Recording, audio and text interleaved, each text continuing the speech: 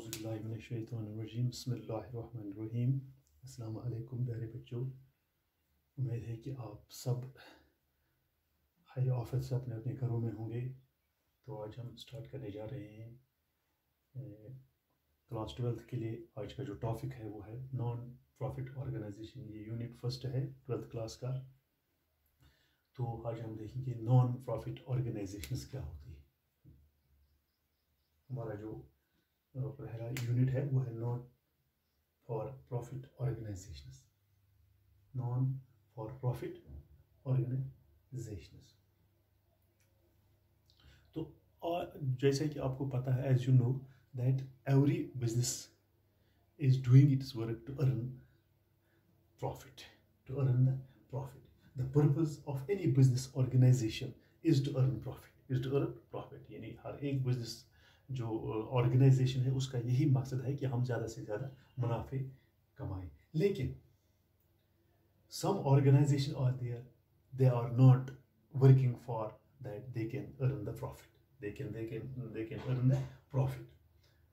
They work for the self interest, they work for the self interest.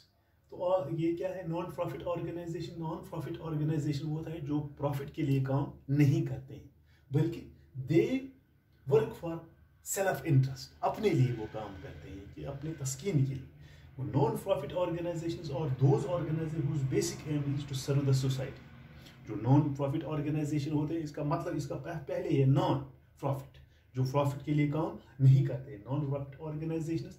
और those organisations whose basic aim is, whose main aim is to serve the society, कि मैं society की क्या करूँगी, खिदमत करूँ, मैं सोसाइटी की खिदमत कर। I am not working for earning the profit, but I am working for the this interest, that my interest is to serve the society and not for the profit. I am not for earning the profit, but I am going to serve the society.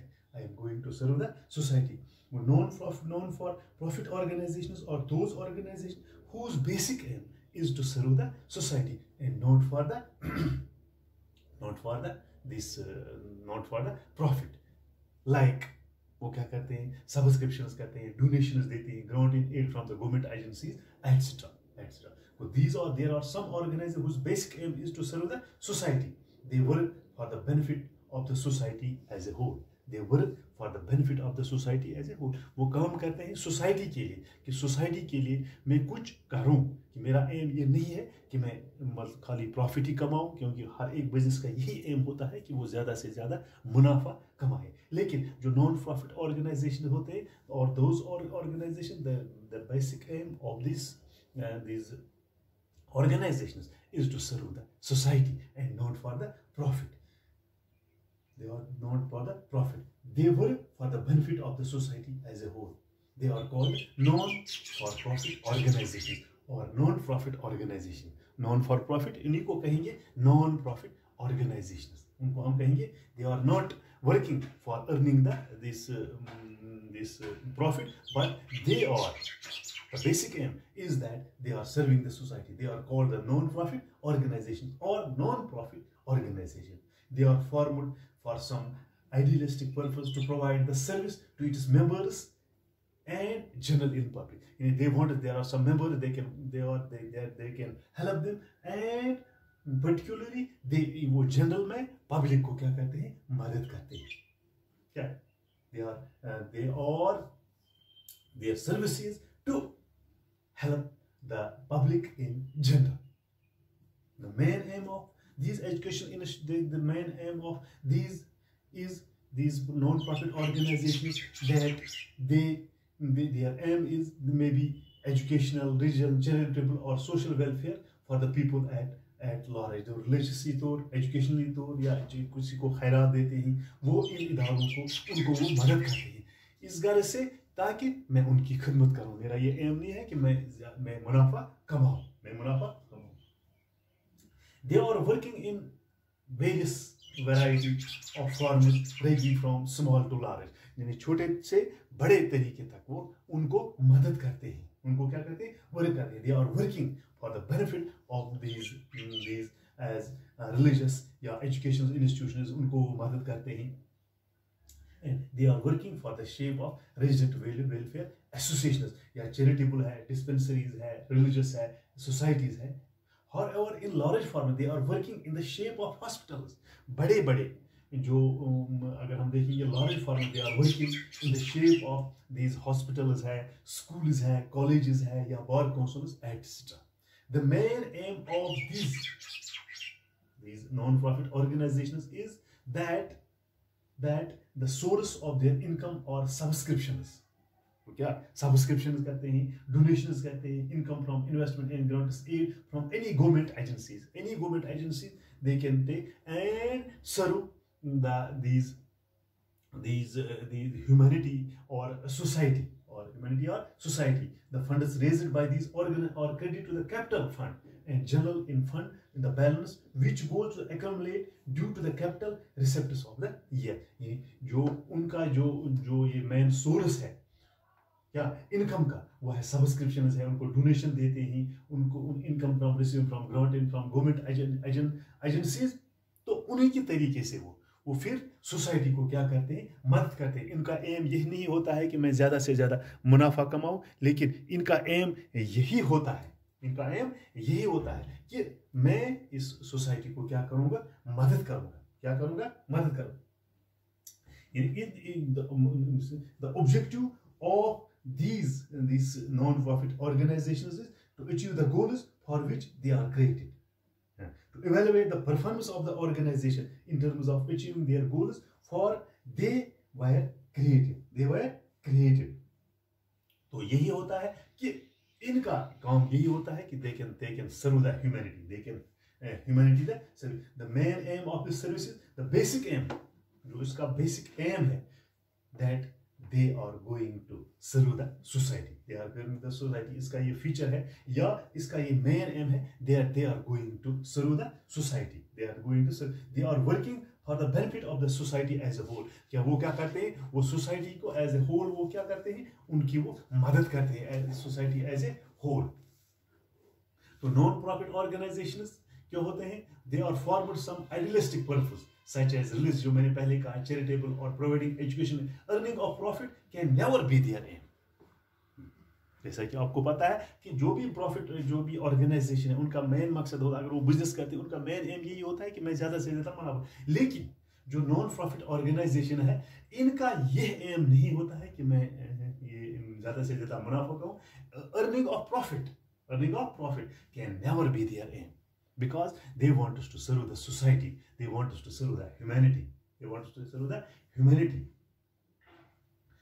in the names of the organization are run and managed by the elected members there are some elected members there are some these elected members elected by the management these organizations these members these are run and managed by the elected members जो उनके elected members होते हैं वही इस non profit organization को चलाते हैं उनको क्या चलाते हैं को इसका ये मतलब ये है कि ये the result of non profit organization is called surplus or deficit the result of the non profit organization वो क्या है is called surplus or deficit वो इसको हम surplus कहेंगे या deficit कहेंगे surplus or deficit is not distributed among the members जो उनको मतलब बच जाता है जो surplus money उनको आता है वो अपने वो जो उसके members होते हैं वो उनमें distribute नहीं कर सकते वो उनको distribute नहीं होते instead of it is adjusted in capital fund वो capital fund में क्या करते हैं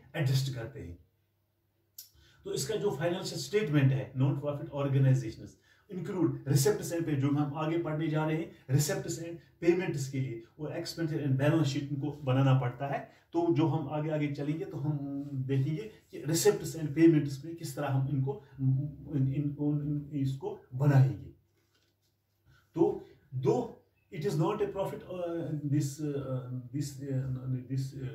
though it is not a earning profit is not as their aim but their aim is to serve the society this is a non-profit organization that there may be excess of income or expenditure or excess or expenditure इनमें excess ज्यादा हो सकती है या expenditure ज्यादा होती है, the form is known as surplus. तो यही होता है कि कभी ये जो इनकम और एक्सपेंडिचर या एक्सेस हो जाता है, या एक्सेस ऑफ एक्सपेंडिचर और इनकम, इसी को हम कहेंगे surplus, and later known is deficit. तो उसी को हम कहेंगे फिर डेफिसिट, इसको कहेंगे। Like other business, these other business organ या business, surplus or deficit is a non-profit organization, is not distributed among its members. Similarly, इसमें भी ये होता है कि जो डेफिसिट होता है या सरप्लस होता है वो अपने इस मेंबर्स में वो डिस्ट्रीब्यूट नहीं कर सकते हैं। They are adjusted in the capital fund such as organisations, वो इसमें एडजस्ट करना पड़ता है। Profit, as you know that the financial statement of the commercial organization include trading account, profit and loss account and balance sheet। वो हम आगे आगे चलेंगे तो हम वो देखेंगे कि प्रॉफिट एंड लॉस या रिसिप्ट्स एंड पेमेंट्स किस तरह बनाते हैं। अगर मतलब ये ज़्यादा होती है एक्सपेंडिचर और इनकम, या इनकम और एक्सपेंडिचर होता है, तो हम जब आगे चलेंगे तो हम देखेंगे कि ये किस तरह हम बनाते हैं receipts and payments, receipts and payments. There are to examine the compliance of rules, regulations by the objectives। तो इसका ऑब्जेक्टिव क्या है? To evaluate the performance of the organization। To evaluate, तो evaluate हमें करना पड़ता है this accounting for the non-profit organ। तो इसका क्या ऑब्जेक्टिव है? To evaluate the performance of organ in terms of achieving their goals for which they were created। तो इसको हम क्या करें? इवेल्युएट कर, इसकी परफॉर्मेंस देखते हैं इन organisations in terms of achieving their goals for which they were, जिसके लिए ये बनाई गई है, तो उसको हम इवेल्युएट करते हैं तो इन्होंने क्या गोल हासिल किए हैं। तो दूसरा क्या है? to judge whether these organizations are appropriating the funds that is economically, effectively and efficiently। जो इनके फंड्स होते हैं क्या वो मतलब appropriate funds, या whether the organization appropriate the funds with effectively, efficiently, जो इनके पास फंड्स होते हैं क्या वो अच्छे तरीके से इकोनॉमिकली या इफेक्टिवली या एफिशिएंटली वो फंड्स जो फंड्स हैं इनको अच्छे तरीके से क्या यूटिलाइज किया गया है, किस तरीके से इकोनॉमिकली या इफेक्टिवली या efficiently these funds, because these are the non profit organisations. To examine the compliance of rules, regulations, bylaws in the organ, जो इनके bylaws हैं, rules and regulations क्या वो अच्छे तरीके से implement किए गए हैं, whether they are implementing these bylaws या these rules and regulations, they are effectively तो उनको compliance किया गया है या उनके ऊपर काम किया जा रहा है, ये तो इसका objective है। तो दूसरा क्या है? For obtaining grants from the government departments, for obtaining any grant from the government department से इनको कुछ एड भी मिलता है ताकि वो उस एड को सोसाइटी के ऊपर खर्च करें। To submit the annual accounts to the registrar with whom they are registered। ये जो नॉन प्रॉफिट ऑर्गेनाइजेशन इनको भी ये रजिस्टर होते हैं, तो इनको जो एनुअली रिपोर्ट, जो सालाना रिपोर्ट उनको रजिस्ट्रार के पास देना होता है, for whom they are registered। जहां वो रजिस्टर्ड होते हैं उन्हीं के ऊपर उनको एनुअली वो रिपोर्ट देना पड़ता है ताकि वो रिपोर्ट देखे एनुअली। इनको अपने जहां पर वो रजिस्टर है by whom they are registered, उनको सबमिट करना पड़ता है क्या? एनुअल अकाउंट्स, जो सालाना जो अकाउंट्स का जो हिसाब किताब है वो उनको रजिस्टर जहां पर वो रजिस्टर होते हैं उस रजिस्ट्रार के पास उनको एनुअली वो रिपोर्ट देना होता है। तो अब हमने क्या सीखा? दो, earning of profit is not the criteria for non profit organisation, they must record their income events in proper books of accounts. इनको प्रॉपर बुक्स एंड अकाउंट्स में अपना ये तमाम हिसाब किताब रखना पड़ता है, क्योंकि इसको देखने वाले भी होते हैं registrar. Like these business organisation they have to prepare final accounts. इनको क्या फिर बनाना है? फाइनल अकाउंट्स बनाने पड़ते हैं, so that they have to submit these to the registrar where they are registered। Like small size organizations maintain their accounts on single entry system। जो छोटे छोटे ये जो organizations उनको single entry system में ये रिकॉर्ड करना पड़ता है। However, the medium and large scale, जो मीडियम और लार्ज स्केल ऑर्गेनाइजेशन है, they have to record it double entry system, उनको डबल एंट्री सिस्टम में ये रिकॉर्ड करना पड़ता है। इन बोथ इसके they have to prepare the following statements, उनको क्या स्टेटमेंट बनाता है, रिसेप्ट्स एंड पेमेंट्स अकाउंट। तो ये जो हम कल पढ़ेंगे रिसेप्ट्स एंड पेमेंट्स अकाउंट या इनकम एंड एक्सपेंडिचर अकाउंट, इनको इनकम या एक्सपेंडिचर अकाउंट बनाना पड़ता है, और लास्ट पर इनको क्या बनाना पड़ता है, बैलेंस शीट। ये उनके पास बैलेंस, इन्होंने क्या खर्च किया, और लास्ट पर उनको ये बैलेंस शीट बनाना पड़ता है। तो वो उनको भेजना पड़ता है, they have to submit these to the register where they are registered. This was the introduction of non profit organisation. तो आज हमने पढ़ा कि नॉन प्रॉफिट ऑर्गेनाइजेशन क्या, the main objective of these organisation not to earn the profit but their main aim is to serve the society. They have also maintain their accounts in case of this small, अगर वो small organisation है तो उनको single entry